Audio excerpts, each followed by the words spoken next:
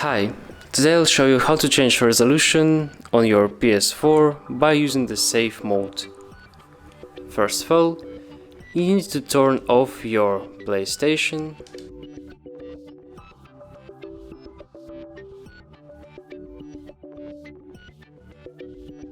When it's completely off, you need to hold down the power button until you will hear the second beep.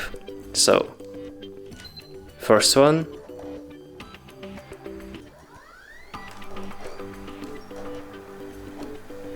and second one, release.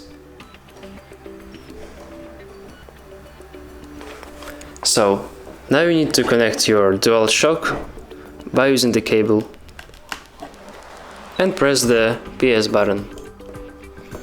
Now select Change Resolution and select OK.